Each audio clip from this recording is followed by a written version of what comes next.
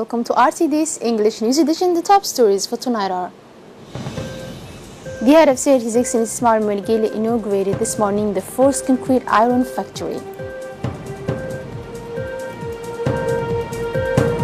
The President of the Republic receives a high-level Ethiopian delegation.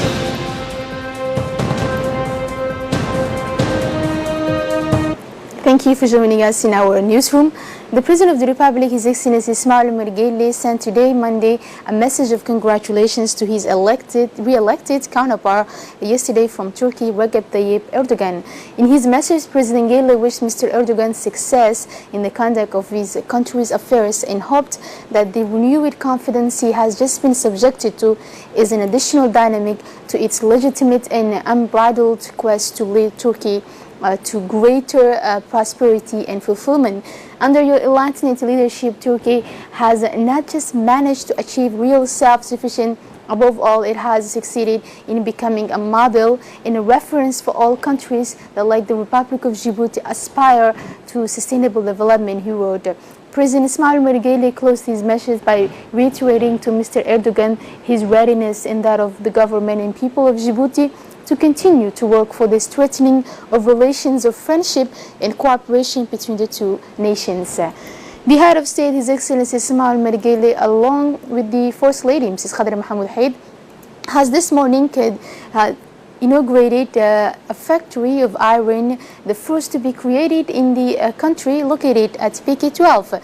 Upon his arrival, the head of state was greeted by the promoter of this concrete plant, Mr. Abdel Nasir, and the heads of the industrial unit.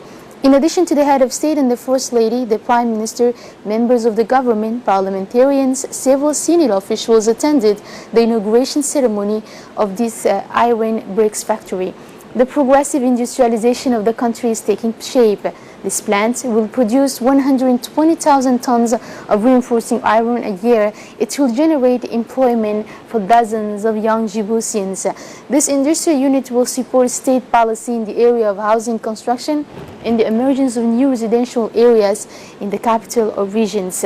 The plant will be used to recycle scrap metal, heavy metals, and all kinds of wrecks of vehicles previously collected and sent by ship to foreign countries.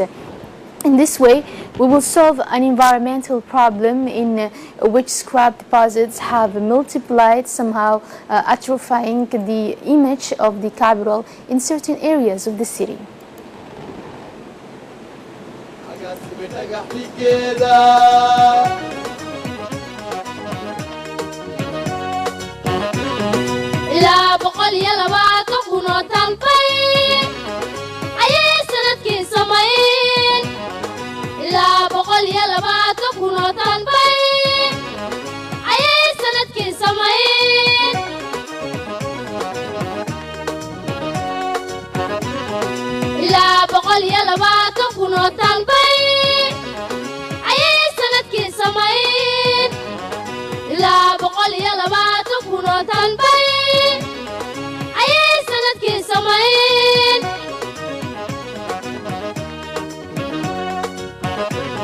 markaan waxtarkeega eegno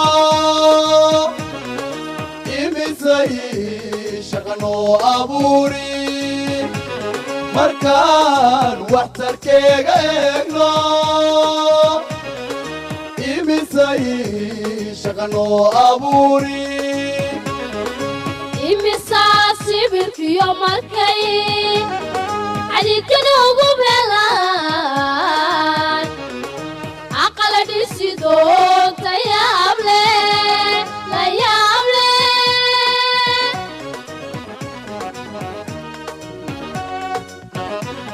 markaan waxtarkeega eegno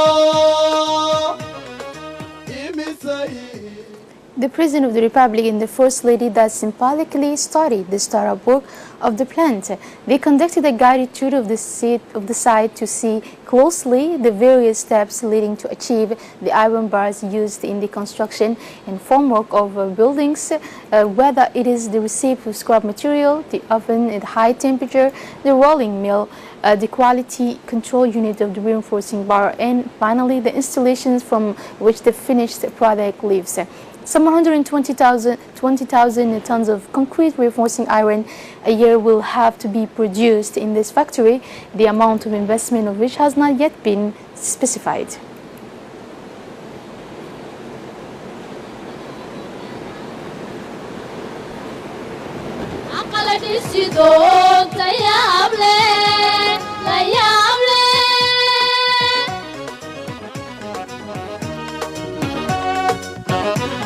markaan waxtarkeega eegno imisay shaqanoo abuuri markaan waxtarkeega eegno imisay shaqanoo abuuri imisaa sibirkiyo markay cadidkanu ugu meelaan aqala dhisi doonta yaable la yaable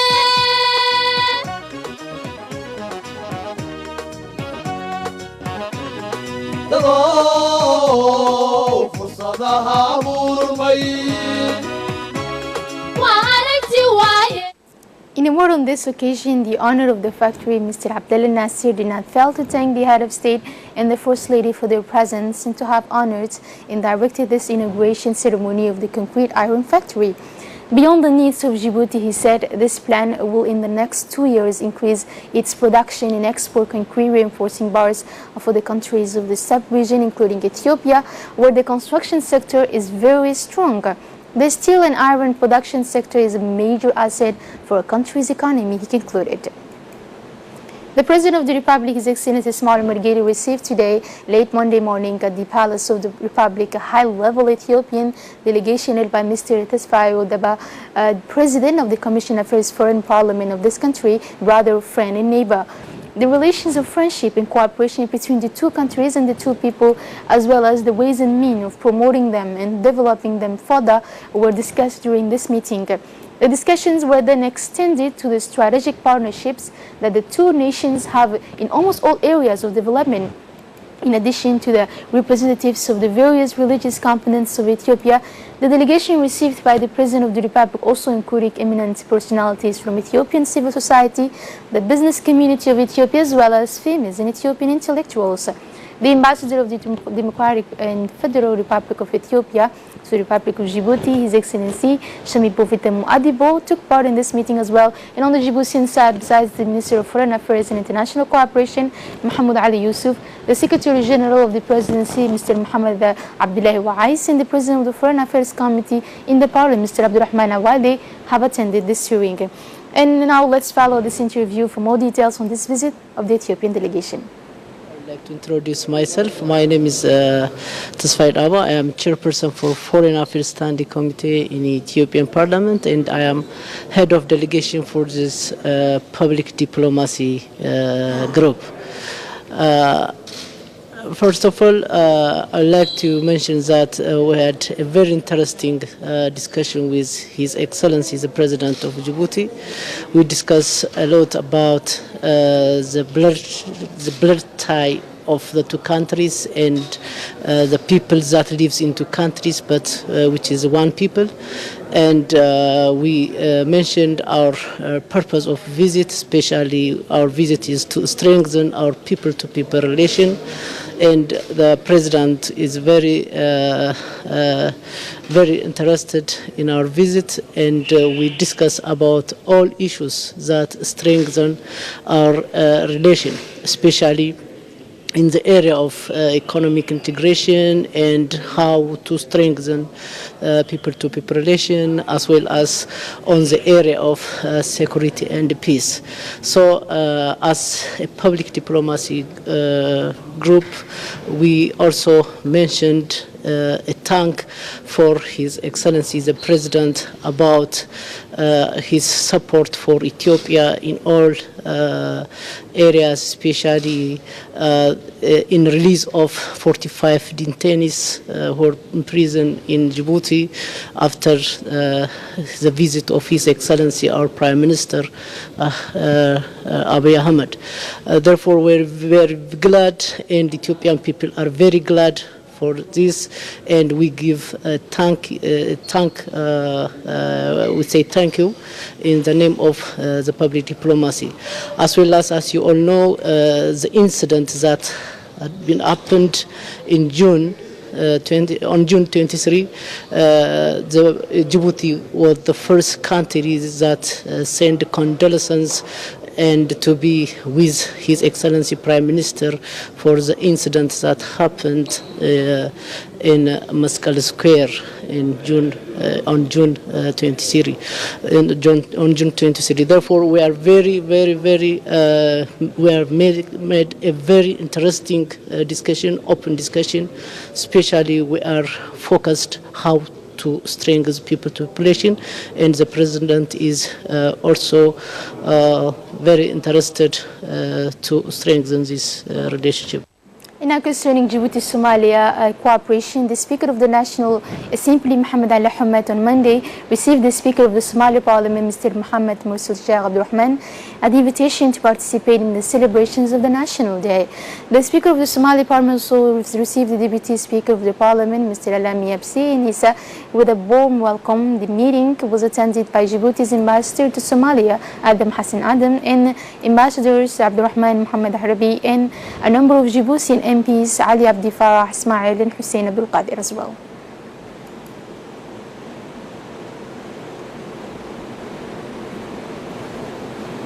The National Palace celebrated this Monday, June 25, the 41st anniversary of its creation. As usual, the celebration ceremony of this 41st anniversary took place at the Idris Farah Bini Police Academy in Negat. This ceremony was held under the watch of the Prime Minister Abdul Qadir Kamil Mohammed, Interior Minister Hassan Omar Mohammed, several members of the government and the assembly, officials and high commanders of various commands. The ceremony began shortly after the arrival of the Prime Minister, who immediately saluted the national flag while the country's anthem resounded. In his speech, the Director General of the National Police, Colonel Abdullah Abdi Farah, reminded the importance of the National Police by highlighting the commendable work done on a daily basis by these men and women who constantly ensure the safety of the palace.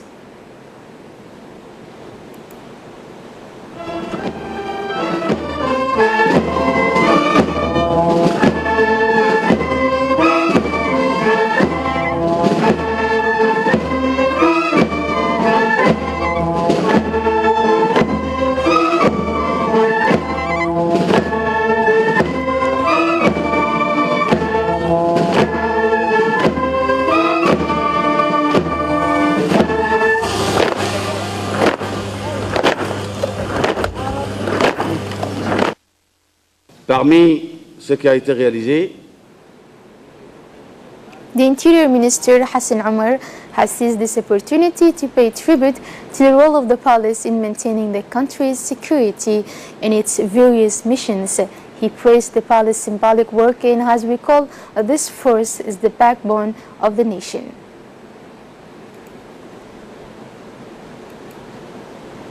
As for the Prime Minister, has also urged the police officers and men of rank to continue their mission with courage and selflessness, to always put the nation first. Continuing with the national news, the Minister of Justice and Penitentiary Affairs in charge of human rights, Mr. Mumin Ahmed Sheikh, received today in his cabinet his Somali counterpart, the Minister of Justice of the Federal Republic of Somalia, Mr. Hassan Hussein Haji. The minister was accompanied by a strong delegation from his ministerial department. The meeting took place in the presence of the Prosecutor of the Republic of Djibouti, Mr. Aid Ahmed Ibrahim, and the President of the Court of First Instance, Mrs. Nima Mahmoud. During the interview, the two sides mainly discussed the ways and means of further strengthening bilateral relations, and especially in the field of justice. And at the end of the meeting between the two parties, the two ministers went to Gabon Central Prison for a guided tour. Upon their arrival, the delegation was warmly welcomed by Gabon Prison General Director Colonel Mohamed Jama and his close associates. The minister had explanations about the operation of the prison by the Director General of Gabon Prison, Colonel Mohamed Jama. The mixed delegation also visited the Sharia Court of First Instance, where it was hosted by the President Ibrahim Farah.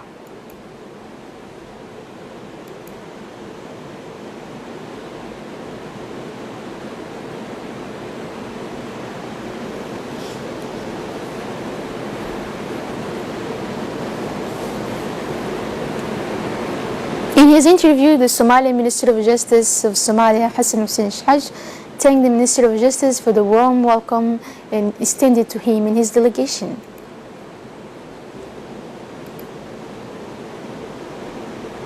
On an official visit to our country, UNICEF executives directed by the Minister of National Education and Vocational Training, Mustafa Mohamed Mahmoud, who paid a visit to the School of Excellence. The Executive Director of UNICEF was accompanied by a large delegation, including the Deputy Director of the Public Partnership Division, Mandi Bobran, and UNICEF representative in Djibouti, Mrs. Janabu Mahond. The Minister and the UNICEF Executive Director were warmly received by the leaders and students of the School of Excellence, who took them on a tour of the classrooms and facilities of the last generations of this high-standard establishment. In each of the classes visited, the Minister and his distinguished guests received explanations through the detailed menu of the very sophisticated learning methods implemented by allied teachers at this allied school. Now, the Minister of National Education and Vocational Training paid tribute to the Executive Director of UNICEF for her passion and dedication to the cause of children. He expressed his heartfelt thanks to the one described as the mother of all the children of the planet for this historic visit to the School of Excellence, which increases the reputation of the establishment.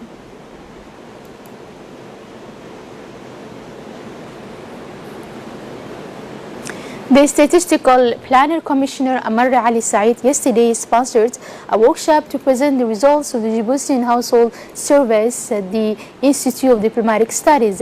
Several members of the government, including the Minister for Women and the Family, the Minister in charge of Housing, and the Secretary of State for Social Affairs, attended the presentation of the investigation by the Director of DSET, Directorate of the Statistic and Demographic Studies. This is the first result of the survey carried out by DSET and financed by the World Bank. The purpose of the survey is to provide decision makers with reliable and relevant information on the living conditions of Djiboutian households, with a view to draw up the economic and social reform program in general and the national program to combat poverty in particular. Djibouti Telecom organized this morning at City Hall a ceremony of handing over certificates on the training of new methods of qualifications of lines and facilitates for customer services technicians. This colorful ceremony was chaired by the General Manager of Djibouti Telecom, Mohamed Assoud, the Commercial Director, Mohamed Umar, the senior executives, as well as the various heads of department. In addition, the certificate ceremony will also saw the participation of all the technicians who took part in this training, which lasted for 2 weeks and dispensed by an expert of the company Sintel. This training is part of a global project seeking to improve the services provided to customers, both in terms of quality of service and time of installation or recovery.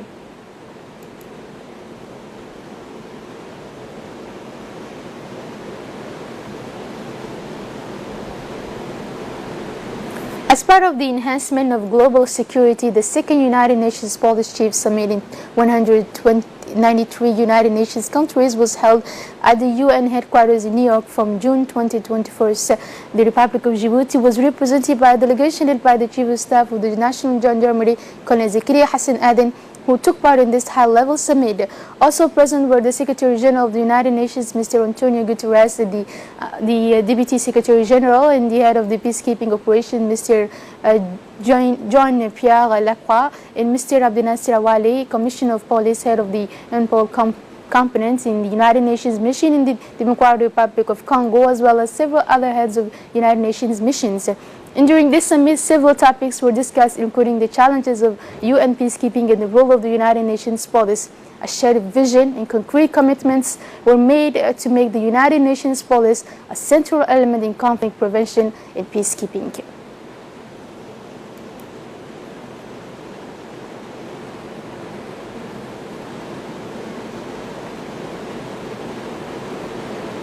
And on the news outside our borders, Saudi-led coalition says 8 Hezbollah fighters killed in Yemen. More with Hindi Ibrahim. The Saudi-led coalition partner rebels in Yemen on Monday say its force killed 8 members of Lebanese Shiite terrorist group Hezbollah in northern Yemen near the Saudi border. The coalition killed 41 terrorist elements in Maran and destroyed their vehicle and equipment. Among the day were 80 members of Lebanese Hezbollah, including a commander. Coalition spokesman Colonel Turki Al-Maliki say in a statement without offering details on how the fighters were killed. And that's all for this news. Thank you for joining us on RTD and have a good night.